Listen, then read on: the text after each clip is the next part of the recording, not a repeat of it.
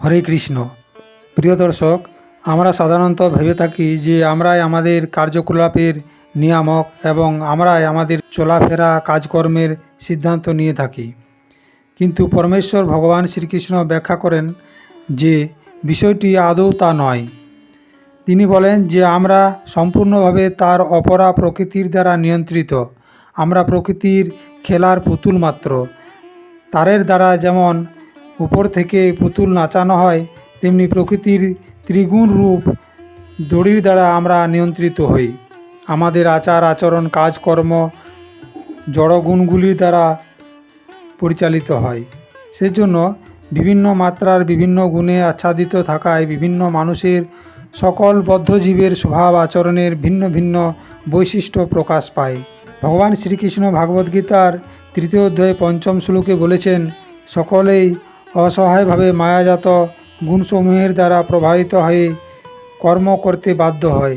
তাই কর্ম না করে কেউই ক্ষণকালও বাঁচতে পারে না।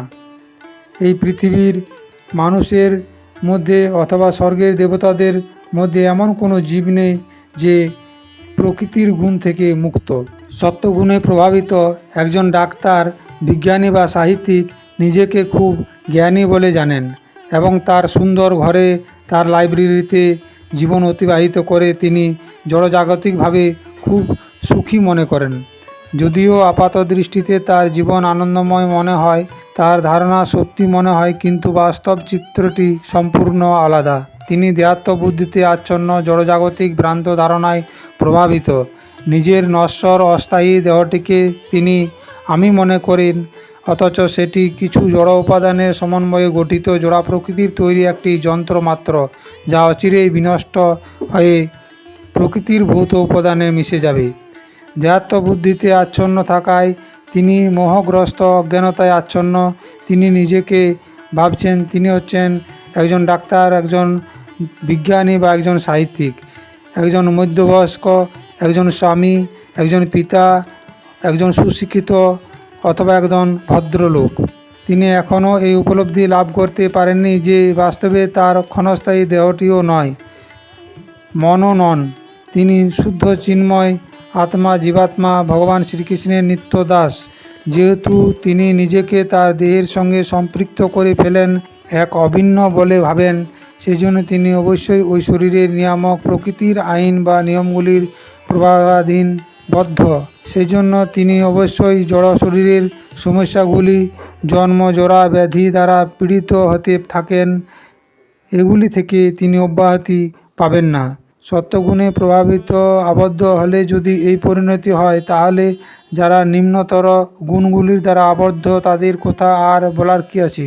যারা রজগুণে আচ্ছাদিত তারা তাদের অন্তহীন বিষয় বাসনা, জড়ভোগ, তৃষ্ণা আর কর্মপ্রবণতার দ্বারা আবদ্ধ হন। যারা তমোভাবাচ্ছন্ন দ্বারা প্রমাদ, আলস্য ও নিদ্রার দ্বারা জড়া প্রকৃতিতে আবদ্ধ থাকে ও নিরন্তর জরা, ব্যাধি ও মৃত্যু দ্বারা ভঙ্গুর জড় শরীরের নিষ্পেষিত হতে থাকে, তারা তো অন্ধকার জগতেই থেকে যায়। আমাদের প্রকৃত জীবন হচ্ছে চিন্ময় এবং সেই জন্য তা শাশ্বত, দিব্যজ্ঞানময় ও আনন্দময়। সত্যগুণে প্রভাবিত হলে আমরা ওই শাশ্বত পরমার্থিক বাস্তবতার আভাস আমাদের জড় জ্ঞান ও জড় সুখের মধ্যে আস্বাদন করার চেষ্টা করি। রজগুণে দ্বারা প্রভাবিত হলে আমরা কাম ও ধন সম্পদের মাধ্যমে তা পেতে চাই, আর তমগুণে প্রভাবিত হলে আমরা নিদ্রা বা মাদকাসক্তির মাধ্যমে তা আস্বাদন করি। এভাবে আমাদের জোড়া প্রকৃতির গুণগুলির প্রভাবে উৎপন্ন দূষিত বাসনাগুলির প্রভাবে আমাদের শুদ্ধ চিন্ময় স্বরূপ এই জড়জগতে বিকৃতভাবে প্রতিভাত হয়। শ্রীকৃষ্ণ হচ্ছেন স্বরাট, অর্থাৎ তিনি সম্পূর্ণরূপে স্বাধীন। তিনি তার যা ইচ্ছা তাই করতে পারেন, আর আমরা যেহেতু ভগবানের ক্ষুদ্র অংশ, সেজন্য আমাদের মধ্যেও স্বতন্ত্রতা বোধ, স্বাধীন ইচ্ছা রয়েছে, তবে তা অতি ক্ষুদ্র পরিমাণে।